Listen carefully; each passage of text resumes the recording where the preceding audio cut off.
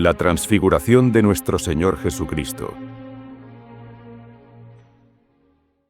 La gloriosa transfiguración del Salvador en el monte Tabor, a presencia de los 3 apóstoles más amados y más favorecidos suyos, ocultó tantos misterios y fue de tanto consuelo para fortalecer nuestra fe, que no era razón confundirla con las demás maravillas de su vida.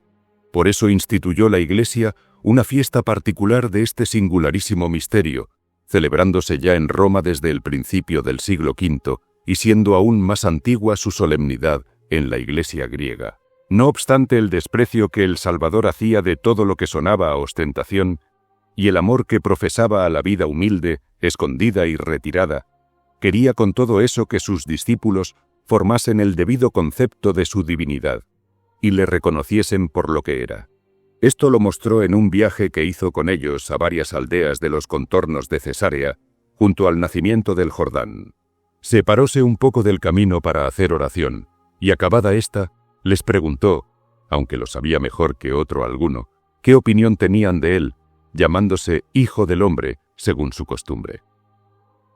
Respondiéronle con su acostumbrada simplicidad, que unos le tenían por el Bautista resucitado, otros por Elías, otros por Jeremías, o por alguno de los profetas antiguos que había vuelto a este mundo. Pero vosotros, les replicó el Salvador, ¿quién pensáis que soy yo? A esta segunda pregunta tomó Pedro la voz como el primero de todos, como el más ardiente y el más celoso de la gloria de su divino Maestro, como aquel, en fin, dicen los padres, en cuya cátedra se había de sentar y por cuya boca había de hablar el Espíritu Santo. Y le dio esta inspirada respuesta: Tú eres el Mesías, Hijo de Dios vivo. Merecía sin duda alguna recompensa un testimonio tan glorioso como sincero, y al punto fue premiado ventajosamente. Aquel Señor, cuyas palabras son gracias y cuyas promesas son efectos, le aseguró inmediatamente de la próxima fundación de la Iglesia, y de que el mismo Pedro sería cabeza de ella. Bienaventurado eres, Simón, hijo de Jonás, porque no todos los hombres conocen la verdad que tú acabas de confesar.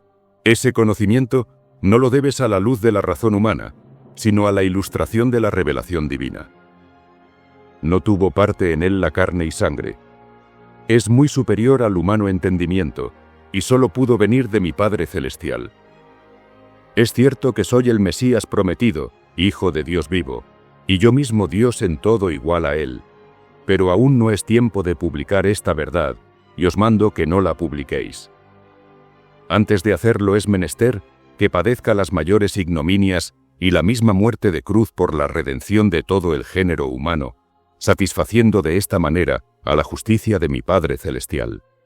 Después de esto, les pronosticó hasta las más menudas circunstancias de su pasión, temiendo que, a vista de esta, no dudasen de su divinidad si no la hubiese pronosticado. Y además de eso, para fortificar su tierna fe, quiso descubrir a algunos de ellos uno como rasgo de su gloria. Por tanto, luego que hizo individual mención de todas las particularidades de su pasión, añadió que algunos de los que le oían no morirían sin haberle visto antes lleno de gloria y de majestad, dándoles como a probar anticipadamente aquellos inefables gozos que les reservaba en el cielo por toda la eternidad. Aún no se habían pasado 8 días después de esta promesa, cuando se la cumplió con tantas ventajas, que no solo excedieron a sus esperanzas, sino a su mismo pensamiento. Llamó aparte a sus favorecidos discípulos, Pedro, Juan y Diego, y llevándolos consigo a un elevado monte, se retiró un poco, se puso en oración, y estando en el mayor fervor de ella, se transfiguró delante de ellos. Manifestóse visiblemente en su cuerpo el esplendor de su divinidad y la gloria de su alma, y de repente se descubrió el resplandor de su majestad, dejándose ver no ya como un puro hombre, sino como un hombre Dios.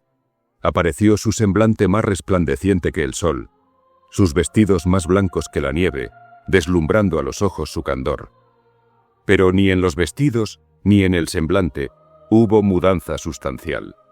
Solo se hallaron repentinamente penetrados de los rayos que despedía de sí el cuerpo glorificado, no de otra manera que una nube enrarecida y transparente se representa totalmente iluminada, cuando la embisten de lleno los rayos del sol.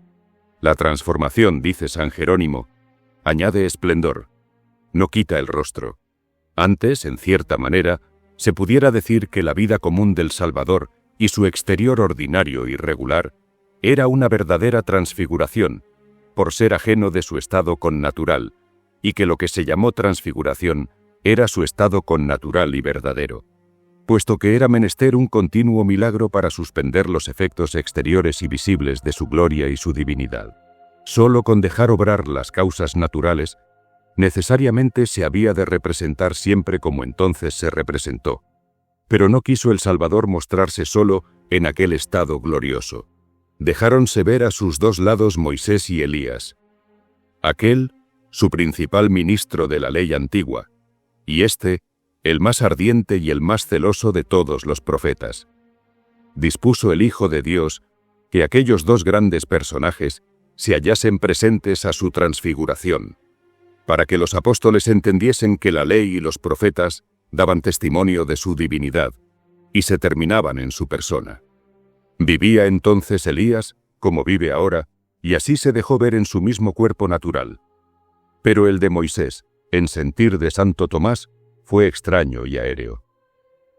Trataban con Jesucristo aquellos dos grandes siervos de Dios acerca de la muerte que dentro de pocos días había de padecer en Jerusalén, de sus ignominias, afrentas y dolores, con que había de poner fin a los trabajos de su vida. Nota San Lucas que San Pedro y sus compañeros estaban cargados de sueño, y que al despertar vieron la gloria de Jesús y a los dos personajes que estaban en su compañía. No los había prevenido el Salvador del favor que les estaba preparando, y permitió que se durmiesen mientras hacía oración, para que al despertar fuese mayor el gusto y la sorpresa con la gracia de la novedad. Pero San Juan Crisóstomo no puede creer que fuese verdadero sueño, y se inclina más a que fue una especie de éxtasis que los arrebató y enajenó súbitamente, a vista del resplandor de que se hallaron embestidos con el nuevo prodigio. Mezclada la admiración con un santo terror, e inundada el alma en un torrente de consuelos y dulzuras celestiales, no se pudo San Pedro contener, y saliéndole el gozo por los labios, con su viveza y prontitud acostumbrada, exclamó a manera de un hombre extáticamente enajenado: «Señor, ¿qué cosa tan buena es esta? ¡Qué bella mansión! ¿Dónde hallaremos en el mundo otra que sea mejor ni tan buena? Fijémonos aquí y levantemos 3 tiendas, una para vos, otra para Moisés y otra para Elías». A Tertuliano le parece que en esta ocasión hablaba San Pedro arrebatado y como fuera de sí, y que eso quiere significar la Escritura en aquellas palabras. No sabiendo lo que se decía, consultó en esta ocasión sus expresiones con el gusto, dice San Ambrosio, más que con la razón. Atendía a lo que su alma experimentaba, y el mismo consuelo espiritual no le dejaba reflexionar las consecuencias de lo que pretendía. No fue una petulancia inconsiderada, sino una devoción prematura lo que acumuló el fruto de la piedad. Pues lo que no sabía era de condición, lo que prometía de devoción. Estaba aún con la palabra en la boca, cuando desaparecieron Moisés y Elías envueltos en una luminosa nube que los encubrió. Y del fondo de la misma nube salió una voz clara y divina que dijo distintamente: «Este es mi Hijo muy amado, objeto de mis complacencias, a quien, en quien, y por quien amo todo lo que amo. Oídle como a vuestro Maestro, y obedecedle como a vuestro Rey». Esta voz, como observan los padres, no se dejó oír hasta que se retiraron los dos santos, y se quedó solo el Salvador, para que no se dudase que a él solo se dirigía, y de solo él se debían entender aquellas palabras: «Escúchalo». Así el resplandor de la nube, como el sonoro y vehemente sonido de la voz, atemorizaron tanto a los 3 apóstoles, que cayeron atónitos en tierra, desapareciendo en el mismo instante toda aquella gloria. No obstante, se mantuvieron desmayados en la misma postura, hasta que acercándose a ellos el Señor y tocándolos con la mano les dijo: «Levantaos, no tengáis temor». Al punto levantaron los ojos y mirando a todas partes, no vieron otra cosa que a Jesucristo en su estado común y regular. Bajaron del monte en compañía del Salvador, impacientes ya por anunciar a todos lo que habían visto. Pero queriendo el Señor darles igualmente idea de su humildad, como se la había dado de su gloria, en el mismo camino les prohibió revelar a nadie las maravillas de que habían sido testigos. Semejante precepto les había impuesto poco antes, cuando preguntó a los apóstoles qué concepto hacían de él. Y San Pedro declaró que le tenían por Jesucristo, Hijo de Dios vivo. Entonces, dice el evangelista, les mandó que a ninguno dijesen era Cristo. Añade San Lucas la razón, porque conviene que el Hijo del Hombre padezca, sea condenado por los ancianos, por los príncipes de los sacerdotes y por los escribas, sea sentenciado a muerte y resucite al tercer día. Dando a entender que si se llegase a creer que era Mesías, podía esto impedir su pasión y su muerte. Pero después de su resurrección, les dio orden para que lo publicasen en todas partes. Si antes de la pasión hubiera declarado o permitido se predicase claramente que era el Mesías prometido, muchos flacos, dicen San Juan Crisóstomo y San Jerónimo, se escandalizarían tanto a vista de sus tormentos y de su muerte, que sería muy dificultoso el desimpresionarlos. Pero la resurrección, de que fueron testigos todos los apóstoles y todos los discípulos, de manera que ninguno podía dudar de ella, autorizaba todo lo que les había dicho y daba el mayor peso a todas las demás pruebas. El intento del Salvador en mostrarse a los apóstoles cercado de gloria y rodeado de brillante resplandor fue para descubrirles un rayo de la gloria que ocultaba el velo de su cuerpo y de la que tenía preparada en su reino para los que fielmente le sirviesen. También quiso animarlos por este medio a llevar con alegría la cruz, enseñándoles que aún en este mundo da el Señor a gustar algunas veces a sus santos, aunque pasajeramente, los gozos y los consuelos del otro, y que la vida de los que siguen a Cristo es a la verdad cruz. Pero cruz que no solo se hace muy ligera, sino muy gustosa, por los espirituales consuelos que la acompañan, según lo que él mismo dice, que su yugo es suave y su carga ligera.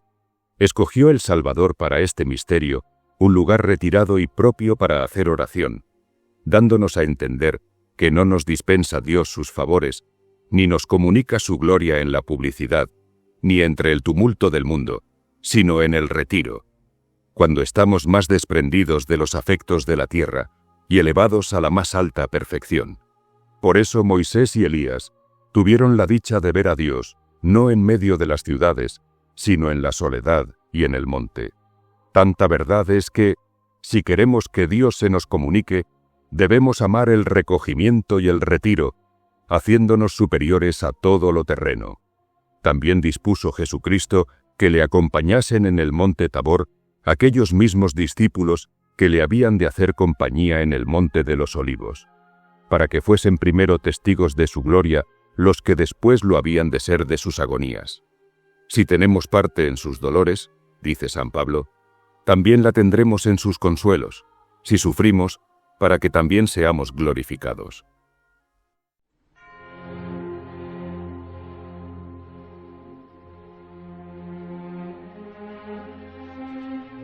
Dos banderas.